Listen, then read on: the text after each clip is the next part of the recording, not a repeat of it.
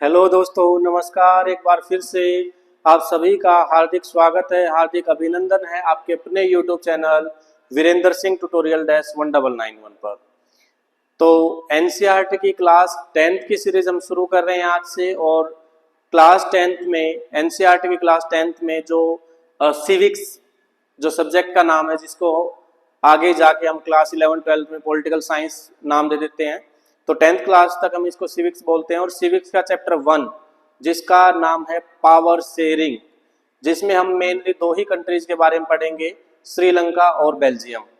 कैसे कैसे किन किन कॉन्फ्लिक्ट्स की वजह से, किन किन टेंशंस की वजह से, किन किन एथनिक ग्रुप्स की वजह से, किस बेस के ऊपर यहाँ डेमोक्रेसी मेंटेन हुई या नहीं हुई, इन सब के बारे में पढ़ेंगे। क्या प्रॉब्लम थी, मेजोरिटी की क्या प्रॉब्लम थी श्रीलंका के अंदर, बेल्जियम के अंदर, किस प्रकार से इस टेंशन को, इस प्रॉब्लम को, इस कॉन्फ्लिक्ट को ख़त्म किया।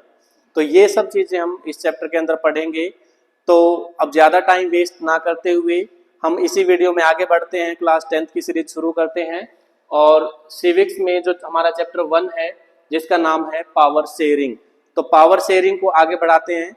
अब पहला क्वेश्चन तो ये बनता है पावर शेयरिंग क्या, मतलब जो पावर शेयरिंग जो वर्ड है, इसको कैसे हम डिफाइन कर सकते हैं, कि कैसे समझ सकते हैं कि पावर शेयरिंग होता क्या है।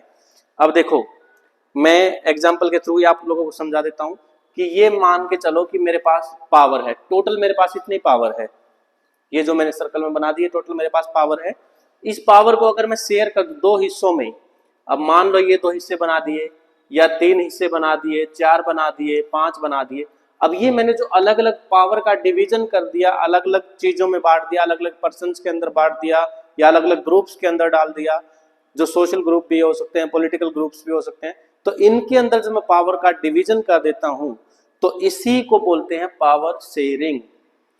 पावर शेयरिंग, यहाँ पर पावर हम पॉलिटिकली पावर की बात करेंगे, और शेयरिंग का मतलब जब उसको हम दो या दो से ज्यादा फॉर्म में, या दो या दो से ज्यादा चीजों के अंदर शेयर कर देंगे, उनके साथ शेयर करना जब शुरू कर देंगे, तो ये हमारी पावर होगी। जैसे अपने इंडिया के अंदर हम बात करते हैं, तो एक वर्ड आप लोगों ने सुना होगा, फेडरलिज्म।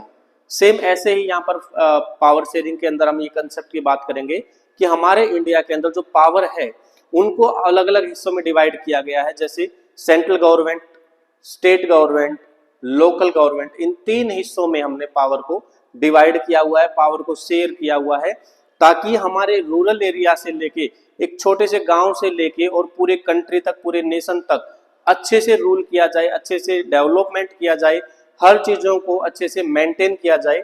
इसी वजह से हम पावर को शेयर करके चलते हैं। ठीक है जी। तो पावर शेयरिंग का कंसेप्ट अब आई थिंक आप लोगों को क्लियर हो गया होगा।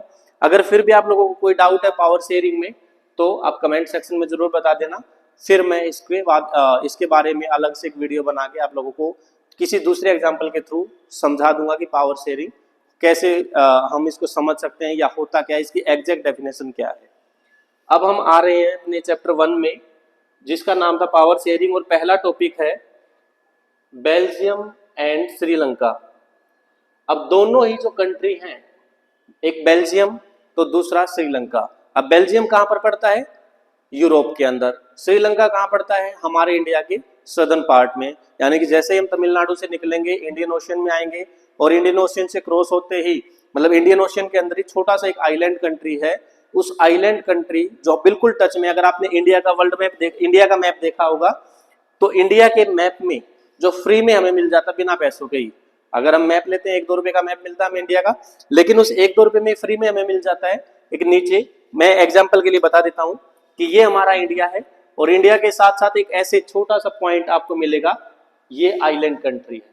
तो ये आइलैंड कंट्री, इसका नाम है श्रीलंका। इसका नाम क्या है? श्रीलंका। अब एक तो हम इसकी बात करेंगे, तो दूसरा हम यूरोप में पहुंचेंगे, और यूरोप में कंट्री है जिसका नाम है बेल्जियम। अब बेल्जियम की कैपिटल क्या है? ब्रुसेल्स। अब ये भी चीजें पढ़ेंगे। तो बेल्जियम जिसकी कैपिटल ब्रुसेल्स है, श्रीलंका जिसकी राजधानी, जिसकी कैपिटल कोलंबो है, जिसको नया नाम भी दिया गया है राजवर्धनम पुरेकोटे। तो ये भी हम पढ़ेंगे एक एक करके दोनों के बारे में। अब शुरुआत करते हैं कहानी बेल्जियम और श्रीलंका से। शुरुआत करेंगे हम बेल्जियम से, खत्म करेंगे श्रीलंका पे। चलो देखते हैं अभी। तो Belgium is a small country in Europe. अब यूरोप जो कि कॉन्टिनेंट है, मैंने बताया था आप लोगों को कि 7 कॉन्टिनेंट है जिनमें से यूरोप भी एक है। और अगर हम पॉपुलेशन की बात अकॉर्डिंग टू साइज की बात करते हैं तो सेकंड स्मॉलेस्ट जो कॉन्टिनेंट है हमारा वो यूरोप है।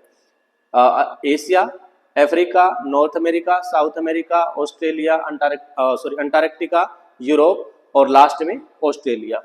तो ये हमारा यूरोप के अंदर एक छोटा सा कंट्री है जिसकी कैपिटल क्या है, ब्रुसेल्स। और ये अगर एरिया के अकॉर्डिंग बात करें तो हमारा जो हरियाणा है, जिस स्टेट में हम अभी हैं, तो इस स्टेट से छोटा है अगर साइज में बात करें। एरिया वाइज अगर हम बात करते हैं तो एरिया वाइज हमारे हरियाणा से छोटा है बेल्जियम कंट्री, बहुत छोटा सा कंट्री है। इसकी जो बाउंड्री लाइन जो शेयर करते हैं, जो बॉर्डर शेयर करता है, वो कौन कौन से देशों के साथ करता है, फ्रांस, नीदरलैंड, जर्मनी, लग्जमबर्ग। ये 4 कंट्री हैं जो इसके आसपास हैं। अब मैं यहां पर ये बता देता हूं कि मान के चलते हैं कि ये हमारा, ये जो मैंने सर्कल बनाया ये कौन सा कंट्री है, बेल्जियम। अब इस बेल्जियम के चारों तरफ अलग अलग कंट्री हैं। अगर ऊपर की हम बात करें नॉर्थ में, तो नॉर्थ में है नीदरलैंड। नॉर्थ में कौन सा है, नीदरलैंड। और नीदरलैंड में लोग कौन सी लैंग्वेज बोलेंगे, ये डच लैंग्वेज बोलेंगे। जो नीदरलैंड कंट्री है बहुत अच्छा कंट्री, छोटा सा देश है, तो यहां पर कौन सी लैंग्वेज बोली जाएगी, डच लैंग्वेज बोली जाएगी। अगर हम दूसरे जर्मनी की बात करते हैं या फ्रांस की बात करते हैं तो यहां पर फ्रांस है, नीचे फ्रांस है। और फ्रांस के अंदर कौन सी लैंग्वेज बोली जाएगी, फ्रेंच। तीसरे अगर हम कंट्री की बात करते हैं तो तीसरा कंट्री है हमारा जर्मनी। यहां पर जर्मनी एग्जिस्ट करता है, मैं इधर लिख देता हूं, ये हमारा जर्मनी है। और जर्मनी के लोग कौन सी लैंग्वेज यूज करेंगे, जर्मन लैंग्वेज यूज करेंगे। और यहां पर पड़ता है चौथा हमारा लग्जमबर्ग। तो चौथा कंट्री कौन सा, लग्जमबर्ग। ये 4 कंट्री हैं। इन्हीं चारों कंट्री के बारे में हम थोड़ा थोड़ा डिस्कस करेंगे। ये हमारा बेल्जियम, बेल्जियम के नॉर्थ में नीदरलैंड जहां पर डच लैंग्वेज बोली जाती है। बेल्जियम के साउथ में फ्रांस, फ्रांस में फ्रेंच लैंग्वेज बोली जाती है। और अगर साउथ ईस्ट की बात की जाए बिल्कुल कोने में, तो ये हमारा जर्मनी है जहां पर जर्मन लैंग्वेज बोली जाती है। तो ये लग्जमबर्ग के साथ भी अपनी बाउंड्री लाइन शेयर करता है। और हम इस कंट्री के बारे में सिर्फ इतना ही पढ़ेंगे कि बाउंड्री लाइन शेयर करता है। यहाँ पर कॉन्फ्लिक्ट नहीं है लैंग्वेज के बेस पर।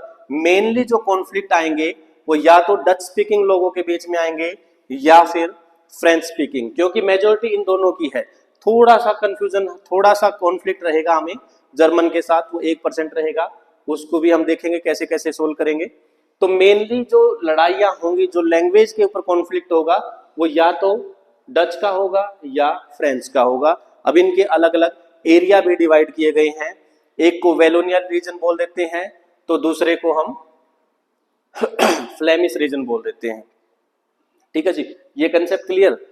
बस ये मैप अगर आपको समझ में आ गया, लैंग्वेज आपको समझ में आ गई, तो शायद कंसेप्ट भी धीरे धीरे क्लियर हो जाएगा। मैं आपको एक अलग से पेज इसमें ऐड कर देता हूं ताकि समझाने के लिए मुझे स्पेस की जरूरत ना पड़े फिर आगे।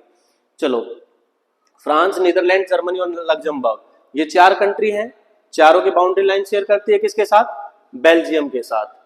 It has a population of little over 1 crore, लगभग 1 करोड़ से थोड़ी सी ज्यादा पॉपुलेशन है। और अगर हमारे हरियाणा की बात करें तो 2.5 से 3 करोड़ पॉपुलेशन हमारे हरियाणा की है। हरियाणा से कंपेयर किया था इसीलिए मैंने हरियाणा की पॉपुलेशन बताई है। हरियाणा का जो साइज है वो जो बेल्जियम है इससे बड़ा है। पॉपुलेशन की बात करें तो भी पॉपुलेशन हमारी बेल्जियम से ज्यादा है, जिसकी कैपिटल क्या थी, Brussels. About half of the population of Haryana, अब हरियाणा की पॉपुलेशन से हाफ, तो हाफ वही 2.5 से 3 करोड़ हमारी पॉपुलेशन है, तो 1 करोड़ से थोड़ी सी ज्यादा इनकी कैपिटल है बेल्जियम की। The ethnic composition of the small country is very complex of the countries total population. अब यहां से क्वेश्चन शुरू होता है और यहीं से हमारा चैप्टर शुरू होता है। जो कॉन्फ्लिक्ट अब शुरू होंगे, जो कॉन्फ्लिक्ट्स की हम बात करेंगे पूरे के पूरे चैप्टर में, वो कॉन्फ्लिक्ट्स यहीं से शुरू होंगे। कहां, ये 59% lives in the Flemish region. 59% जो लोग हैं वो कहाँ रहते हैं, फ्लेमिश रीजन में। और क्या, कौन सी लैंग्वेज बोलते हैं, डच लैंग्वेज बोलते हैं। कौन सी लैंग्वेज बोलते हैं, डच। और डच मैंने कहाँ बताया था, नीदरलैंड में, यानी कि नॉर्दर्न पार्ट में, नॉर्दर्न पार्ट नॉर्थ से नीदरलैंड, और नीदरलैंड के अंदर डच, तो नीदरलैंड के अंदर डच थे। और ये जो रीजन है जो बेल्जियम के ऊपर, जो बेल्जियम का जो ऊपर वाला पार्ट है, अब मैं यहां इसको बता दूं, ये मान के चलो कि हमारा पूरा का पूरा बेल्जियम है, और इस पूरे के पूरे बेल्जियम को अब मैं 3 हिस्सों में डिवाइड कर देता हूं, मेनली 2 हिस्सों में डिवाइड कर देता हूं। ये लो, ये ऊपर वाला, और यहां पर ये मैंने 3 लाइन लगा दी। अब तीनों लाइनों में देखो कैसे कैसे काम होगा। अब ये जो ऊपर वाला रीजन है ना, इस लाइन से ऊपर वाला रीजन, इसको हमने नाम दिया फ्लेमिश रीजन।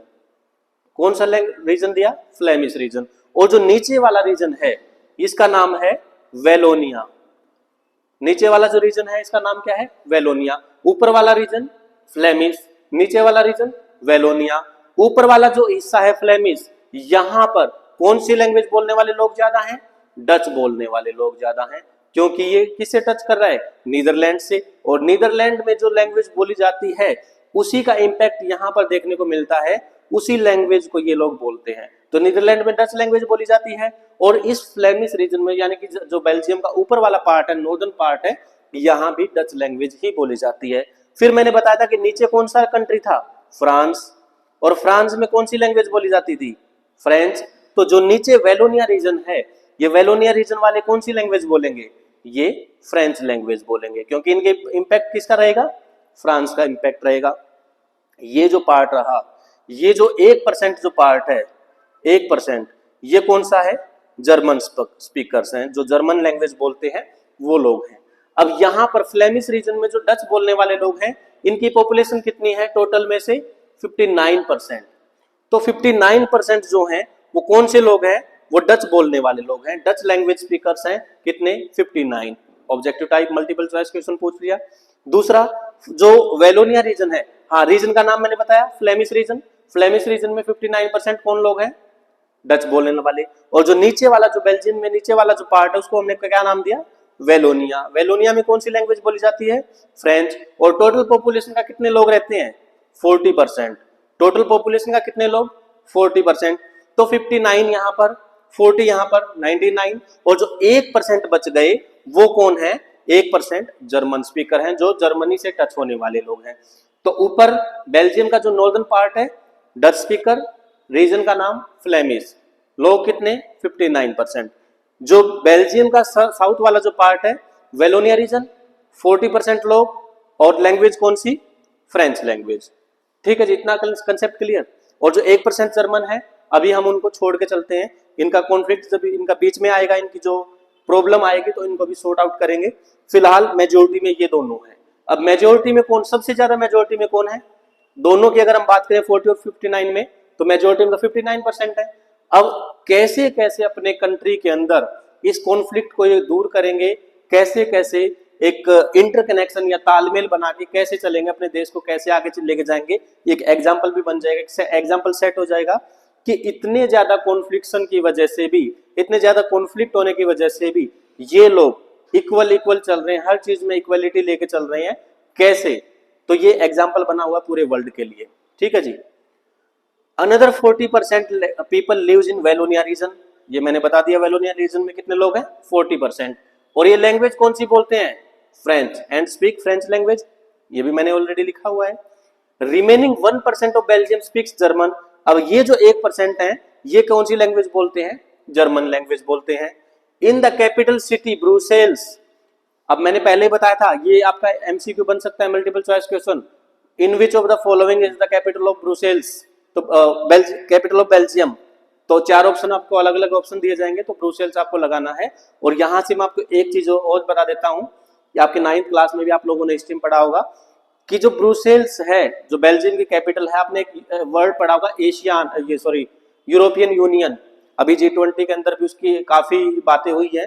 तो जो यूरोपियन यूनियन है, जिसके अंदर टोटल 28 कंट्रीज थे, अभी फिलहाल 27 कंट्रीज है, उन्होंने भी अपना हेडक्वार्टर्स कहां पर बनाया था? इसकी ही कैपिटल ब्रुसेल्स के अंदर। ठीक है जी। तो आपको फिलहाल क्या याद रखना है? बेल्जियम, और बेल्जियम की कैपिटल ब्रुसेल्स। तो बेल्जियम की जो कैपिटल है ब्रुसेल्स, अब वो कैपिटल लोकेट करती है इस एरिया में, यानी कि फ्लेमिश रीजन में। और फ्लेमिश रीजन में कौन सी लैंग्वेज बोल रहे हैं? डच लैंग्वेज बोल रहे हैं। लेकिन यहाँ उल्टा है, यहाँ उल्टा है कि जो फ्लेमिश रीजन में डच लैंग्वेज बोलने वाले लोग ज्यादा हैं, लेकिन कैपिटल भी यही है ब्रुसेल्स, लेकिन यहाँ डच बोलने वाले लोग ज्यादा नहीं है। अभी देखते हैं 80% पीपल स्पीक्स फ्रेंच। अब जो हमारी कैपिटल है बेल्जियम की ब्रुसेल्स, यहाँ पर 80% जो लोग हैं वो कौन सी लैंग्वेज बोलते हैं?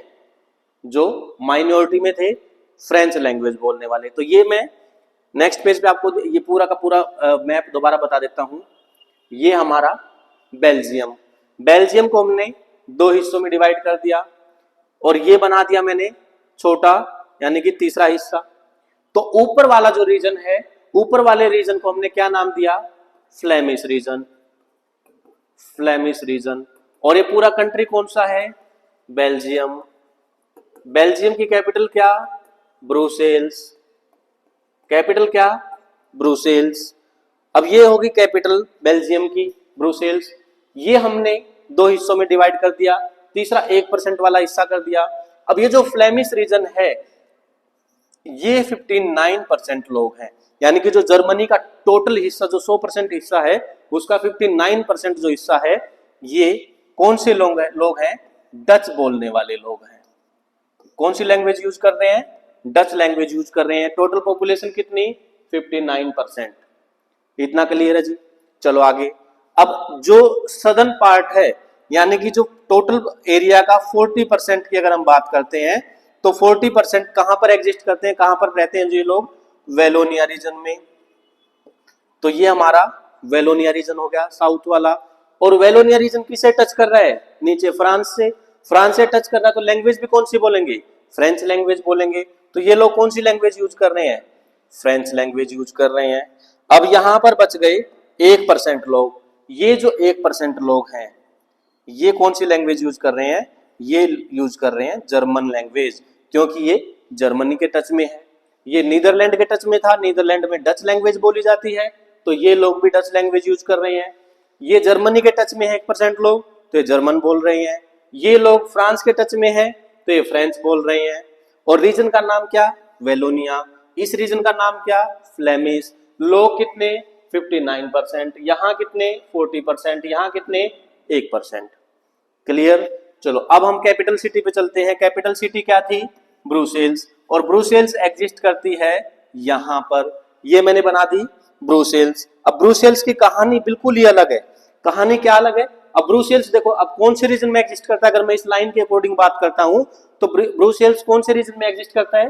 फ्लेमिश रीजन में। और लैंग्वेज कौन सी बोली जा रही है? डच। लेकिन यहां ये जो कैपिटल है, जो ब्रुसेल्स जो कैपिटल है, यहां सीन कुछ उल्टा है। यहां पर 80% जो लोग हैं वो 80% कौन सी लैंग्वेज बोल रहे हैं? फ्रेंच बोल रहे हैं। जो 80% लोग हैं वो कौन सी लैंग्वेज यूज कर रहे हैं? फ्रेंच लैंग्वेज यूज कर रहे हैं।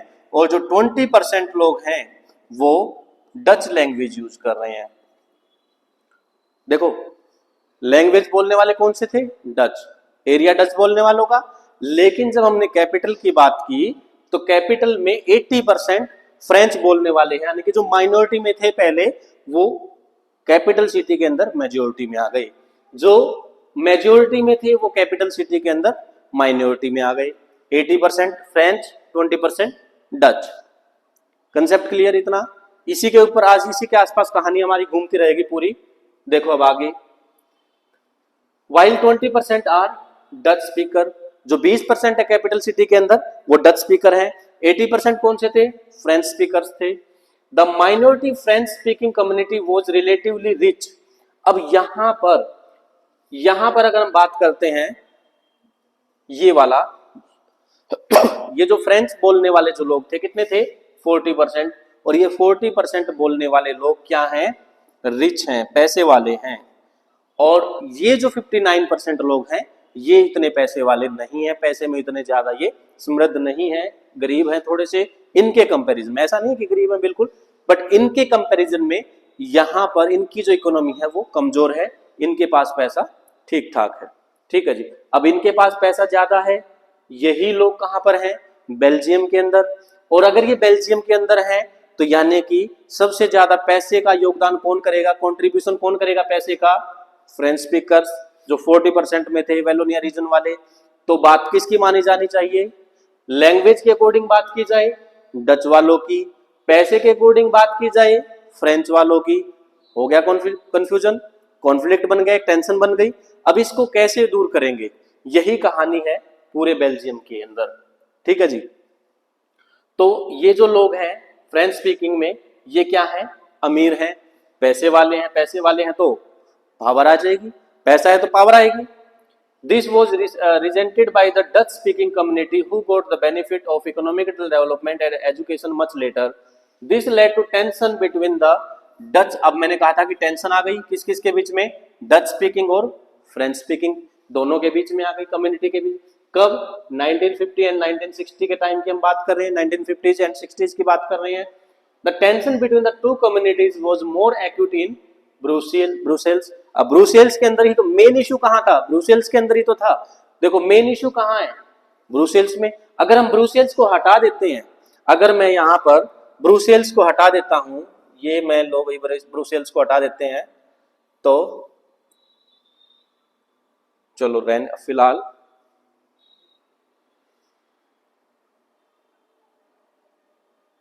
चलो इतना ही छोड़ देते हैं।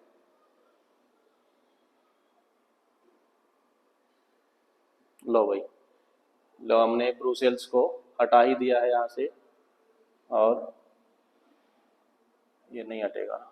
ठीक है, ब्रुसेल्स को हटा दिया हमने सिर्फ। तो ब्रुसेल्स को हटा दिया, ब्रुसेल्स को हटा दिया तो 59% यहाँ, 40% यहाँ, तो मेजोरिटी इन्हीं की चलेगी, इन्हीं की सब कुछ बात मानी जाएगी। लेकिन जब हम इनकी बात करेंगे, फ्रेंच वालों की, पैसे में ये अमीर हैं, रिच हैं, पावरफुल हैं, पैसा है तो पावरफुल है। तो अब हमारे पास जो प्रॉब्लम थी वो दूसरी हो चुकी है, चेंज हो गई। Brussels presented a special problem. The Dutch speaking people constituted a majority in the country but a minority in the capital. अभी मैंने यही बताया था कि जो जर्मनी के अंदर डच बोलने वाले लोग, ब्रुसेल्स के अंदर, जो बेल्जियम के अंदर डच स्पीकिंग जो लोग थे वो ज्यादा हैं, लेकिन जो कैपिटल सिटी है ब्रुसेल्स, यहां पर ये माइनॉरिटी में आ गए। जो मेजोरिटी में थे वो माइनॉरिटी में आ गए। किस कंडीशन में? पैसे की कंडीशन में। दूसरा किस कंडीशन में? कैपिटल सिटी में। जो पर्टिकुलर एक एरिया है, जो कैपिटल बनी हुई है, जो मेजोरिटी वाले लोग थे वो माइनॉरिटी में आ गए, और जो माइनॉरिटी वाले लोग थे वो मेजोरिटी में आ गए। ठीक है जी, ये एक नई प्रॉब्लम आ गई इनके सामने। But a minority, let us compare this to the situation in another country. अब ये तो इन्होंने बेल्जियम का कंसेप्ट बता दिया कि बेल्जियम में कुछ इस प्रकार की टेंशन हो गई कि 59% लोग जो फ्रेंच बोलने वाले लोग हैं, डच बोलने वाले लोग हैं, फ्रेंच बोलने वाले 40%, 1% बोलने वाले जर्मन। ठीक है जी। लैंग्वेज हमने अलग अलग डिसाइड कर ली। ऊपर जो रीजन था 59% लोग जहां रह रहे हैं उसको हमने फ्लेमिश रीजन दे दिया। नीचे यानी कि 40% जहां पर लोग रह रहे हैं उसको हमने वेलोनिया रीजन दे दिया। लेकिन जब कैपिटल सिटी की बात की ब्रुसेल्स की, तो उल्टा हो गया। जो डच लैंग्वेज बोलने वाले एरिया के अंदर हमारी ब्रुसेल्स कैपिटल थी, वहां पर फ्रेंच बोलने वाले लोग ज्यादा हैं, और ज्यादा कितने? 80%। माइनॉरिटी में कौन है? 20%। कौन से? डच बोलने वाले। तो कंफ्यूजन हो गया कि जिस एरिया में डच बोलने वाले लोग ज्यादा हैं, उसी एरिया की जो कैपिटल बन गई, वहीं पर वो माइनॉरिटी में आ गए, है ना। तो ये प्रॉब्लम आ गई। अब दूसरा कंट्री कौन सा हमारे पास? श्रीलंका। अब श्रीलंका की बात करते हैं कि श्रीलंका के अंदर क्या प्रॉब्लम आई, देख लेते हैं भाई श्रीलंका के अंदर क्या प्रॉब्लम आ गई। आजा भाई, श्रीलंका चलते हैं। श्रीलंका के पास छोटा सा एक आइलैंड कंट्री है, हमारे इंडिया के पास में ही, हमारा पड़ोसी देश है श्रीलंका। ये क्या है? एक आइलैंड नेशन है। आइलैंड का मतलब क्या होता है? आइलैंड एक ऐसा लैंड एरिया, ये लैंड एरिया है जो चारों तरफ से पानी से कवर्ड हो। A land area surrounded by its force, surrounded by water from its all sides. हर तरफ से पानी से घिरा हुआ। अब मान के चलो मैं इस पेन की बात करता हूं और इसके पेन के चारों तरफ पानी ही पानी है, तो पेन का ये जो पॉइंट जो हमें पानी के ऊपर दिखाई दे रहा है, तो ये क्या बन जाएगा? आइलैंड बन जाएगा। ठीक है जी। Just a few kilometre of southern coast of Tamil Nadu. अगर हमारे तमिलनाडु से बात करें, हमारे इंडिया का जो सदर्न पार्ट है, या सदर्न स्टेट बोल सकते हैं तमिलनाडु। तमिलनाडु में आपने बहुत सारे एरियाज की बात की होगी, और जो हमारे डॉक्टर एपीजे अब्दुल कलाम आजाद हैं वो भी थे रामेश्वरम से। तो रामेश्वरम जो लास्ट पॉइंट है वहां से अगर हम बात करें तो थोड़े से दूर जाके कुछ किलोमीटर पे ही एक आइलैंड कंट्री आ जाता है जिसका नाम क्या है, Sri Lanka. It has about 2 crore people, 2 crore की बात है। अगर अपने हरियाणा से कंपेयर करें तो ये भी छोटा है, ये भी छोटा था, बेल्जियम भी छोटा, श्रीलंका भी छोटा, किससे, हमारे हरियाणा से। किस फॉर्म में, पॉपुलेशन की फॉर्म में, ठीक है जी, सेम एज द हरियाणा, लगभग हरियाणा के सेम है। बट अभी फिलहाल हम बात करते हैं हरियाणा की, तो लगभग 3 करोड़ पॉपुलेशन हो चुकी है, श्रीलंका की भी बड़ी होगी, तो वही अप्रोक्सीमेट हम सेम मान लेते हैं। Like other nation in the south Asia region, Sri Lanka has a diverse population.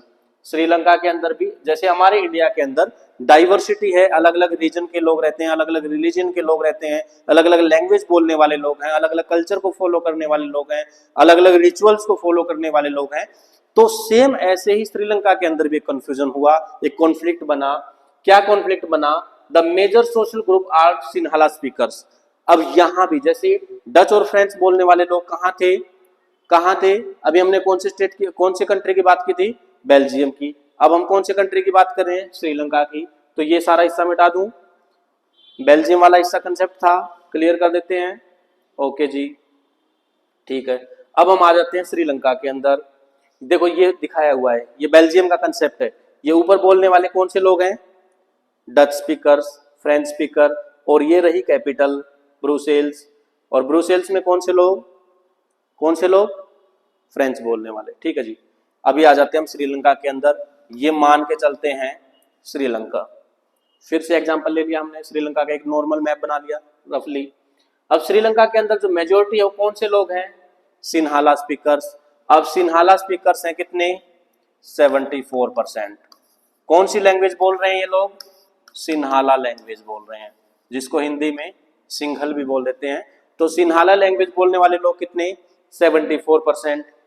तो 74% कौन है, सिन्हाला स्पीकर्स। और तमिल स्पीकर्स कितने हैं, 18%। तो ये बन गए 18% तमिल स्पीकर।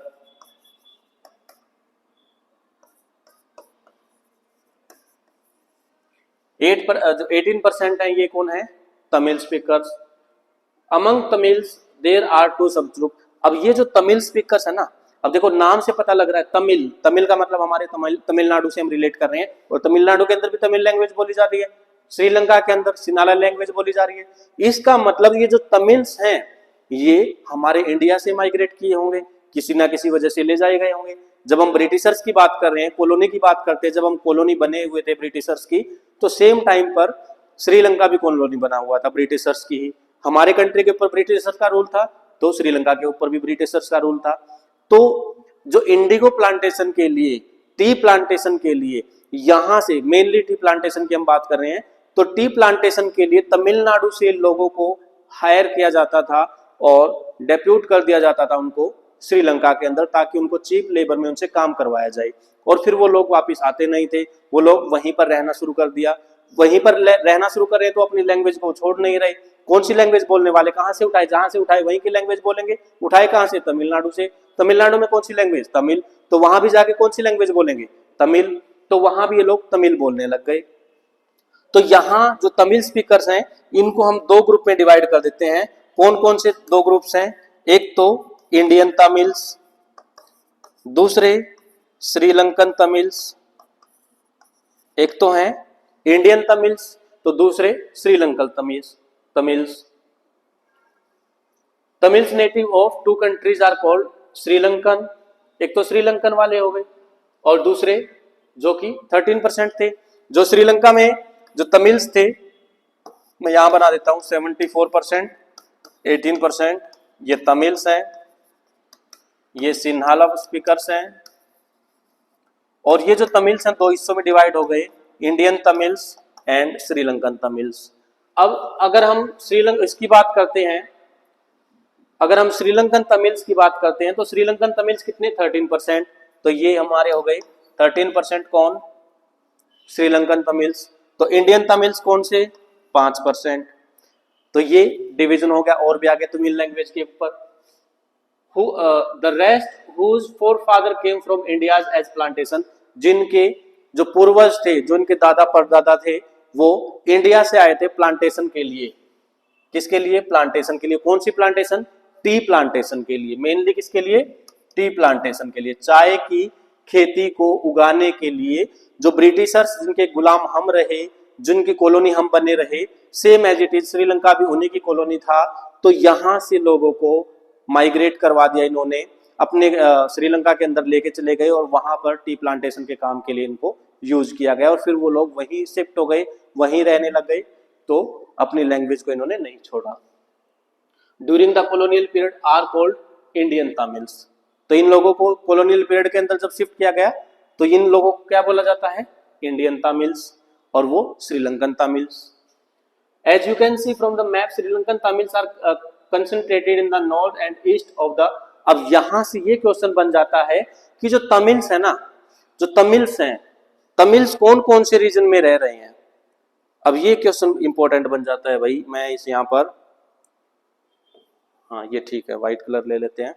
तो तमिल्स का क्वेश्चन बन जाता है कि तमिल्स कौन कौन से रीजन में है। तो देखो ये नॉर्दर्न पार्ट है, मैं व्हाइट कलर से इसको डिनोट कर रहा हूं, ये नॉर्दर्न पार्ट है और ये हमारा ईस्टर्न पार्ट है। ये जो मैंने व्हाइट कलर से डिनोट कर दिया, ये सारे के सारे कौन हैं? ये तमिल्स बोलने वाले लोग हैं। ये इंडियन तमिल्स भी हैं, तो ये श्रीलंकन तमिल भी हैं। ये जो मैंने व्हाइट कलर में डिनोट कर दिया, ये तमिल स्पीकर्स हैं। इनमें कुछ श्रीलंकन तमिल्स हैं, जो श्रीलंका के लोग हैं, तमिल लैंग्वेज बोलते हैं, और जो तमिल लैंग्वेज बोलने वाले कुछ इंडियंस भी हैं, जो कहाँ कहाँ पर रह रहे हैं? या तो नॉर्थ लैंग्वेज में, नॉर्थ रीजन में, या फिर ईस्ट रीजन में। ठीक है जी। अब देखो यहाँ मैप में भी दिखाया गया है, जो ये मैप दिखाया गया है ये रहा। ये वाला जो रीजन है ना, ये वाला जो रीजन है ये तमिल्स वाला है, जो मैंने अभी मेंशन किया है वो ये ही है, तमिल्स बोलने वाले, जो नॉर्दर्न पार्ट में भी हैं और ईस्टर्न पार्ट में भी हैं। ठीक है जी। Tamils are concentrated in the north and east of the country. तो ये दोनों कहां पर हैं? नॉर्थ में और ईस्ट में। कलर चेंज कर लेते हैं भाई, north and east of the country. Most of the Sinhala speakers, जो ज्यादातर सिनाला बोलने वाले जो लोग हैं, वो कौन से रिलीजन से बिलोंग करते हैं? बुद्धिस्ट से।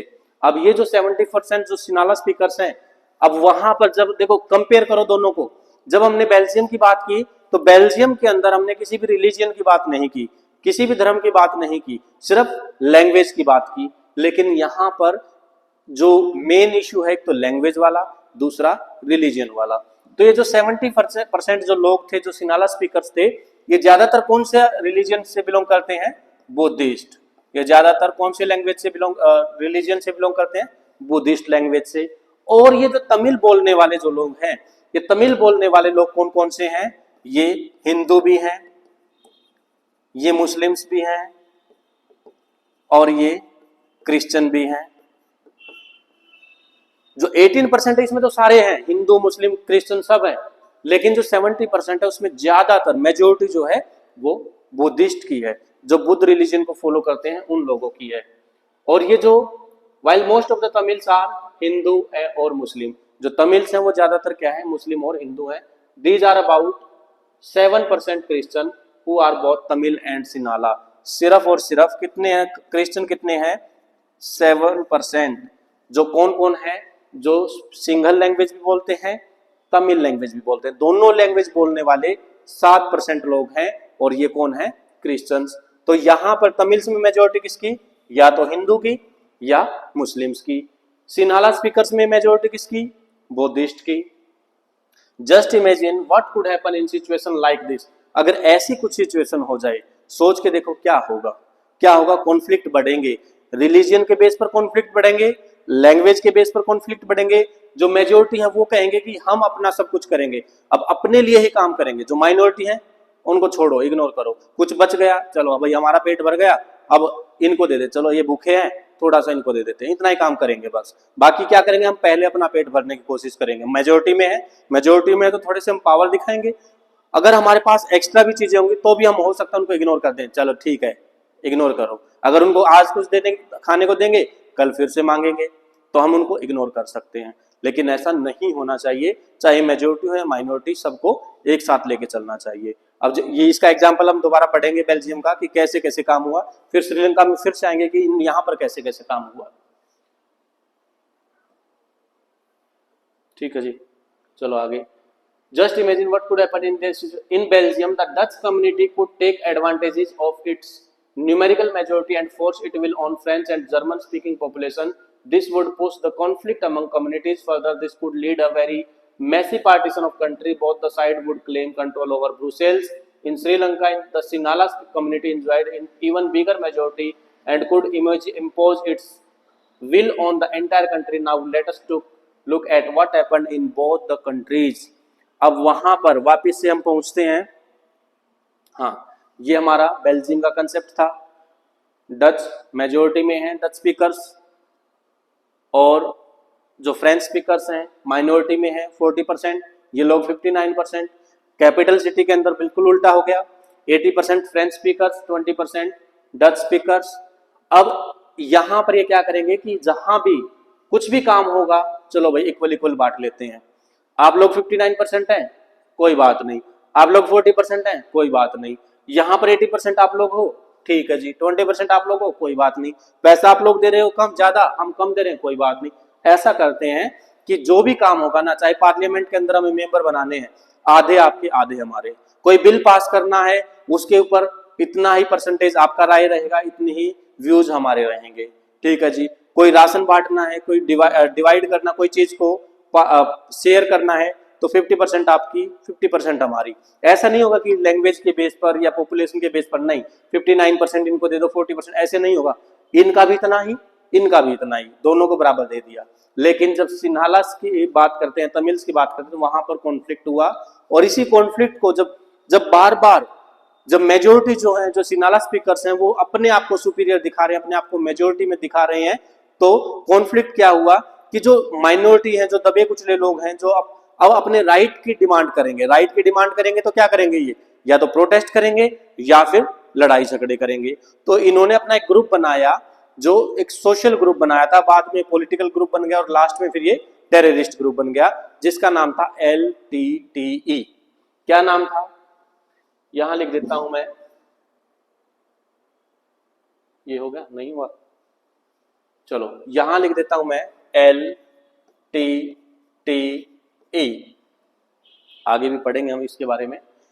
लिबरेशन टाइगर्स ऑफ तमिल इलम, ये इसकी फुल फॉर्म है। हो सकता है MCQ में आ जाए, चांसेस वैसे कम है, बट इसके बारे में पूरी डिटेल्स में हम आगे पढ़ेंगे। जो प्रॉपर जो मेजोरिटेरियन इन श्रीलंका का जो कंसेप्ट है, इसके अंदर पढ़ेंगे। आज की वीडियो में हम सिर्फ इतना ही कंसेप्ट क्लियर कर रहे हैं कि बेल्जियम के अंदर क्या हुआ था, ये हमने कहानी सुनी। श्रीलंका के अंदर क्या हुआ था, ये भी हमने कहानी सुनी। दोनों के बीच में किस किस बेस पे कंसेप्ट कॉन्फ्लिक्ट हुए, ये भी कहानी देख ली। अब आगे होगा क्या क्या, अब ये प्रॉब्लम तो आ गई, कॉन्फ्लिक्ट तो बन गया, टेंशन तो हो गई, अब इसको खत्म कैसे करेंगे, किन किन सिचुएशंस में क्या क्या कंडीशंस, कौन कौन साथ आएगा, कौन कौन सा सोशल ग्रुप बनेगा, कौन कौन सा पॉलिटिकल ग्रुप बनेगा, पार्लियामेंट में क्या होगा, जो पावर को शेयर कितने हिस्सों में किया जाएगा। जैसे हमारे इंडिया में मैंने एग्जांपल दिया था, 3 हिस्सों में डिवाइड किया हुआ है, सेंट्रल, स्टेट और लोकल। ऐसे ही बेल्जियम में कितने हिस्सों में डिवाइड करेंगे, श्रीलंका में कितने हिस्सों में डिवाइड करेंगे, वो हम नेक्स्ट वीडियो में कवर करेंगे। आज की वीडियो में हम इतना ही कवर करेंगे। तो जल्दी ही आपके साथ दूसरी वीडियो में श्रीलंका के अंदर जो मेजोरिटेरियन है, यहाँ से, और ये इंपॉर्टेंट क्वेश्चन बनता है, मेजोरिटेरियन इन श्रीलंका, यहाँ से इंपॉर्टेंट क्वेश्चन बनता है, ये कह सकते हैं मोस्ट इंपॉर्टेंट बनता है। तो ये जब हम नेक्स्ट वीडियो में कवर करेंगे, तो उसको बिल्कुल भी इग्नोर ना करें। और ये चीज समझने से पहले हमें ये चीज समझनी पड़ेगी जो मैंने अभी बताया। तो बहुत जल्दी नेक्स्ट वीडियो के अंदर ये जो मेजोरिटेरियन इन श्रीलंका वाला जो कंसेप्ट है, ये हम कवर करेंगे। तब तक हमारे साथ बने रहिए। वीडियो पूरी देखने के बाद आपको कैसी लगी, ये आप कमेंट सेक्शन में हमें जरूर बताना। वीडियो अगर अच्छी लगी तो लाइक जरूर करना। चैनल आप लोगों ने सब्सक्राइब किया हुआ है, नहीं किया हुआ तो जल्दी से चैनल को सब्सक्राइब कर लीजिए। अपने दोस्तों के साथ, जो भी आपके कलीग्स हैं या आपके नोन में हैं, रिलेटिव्स में हैं, जो भी 10th क्लास में अभी फिलहाल हैं, बोर्ड की क्लास है, इंपॉर्टेंट क्लास है, तो उन सब के साथ भी आप शेयर कर दीजिए ताकि उनको भी बेनिफिट मिल जाए। तो बहुत जल्दी आप लोगों से फिर मुलाकात होगी। Thank you very much.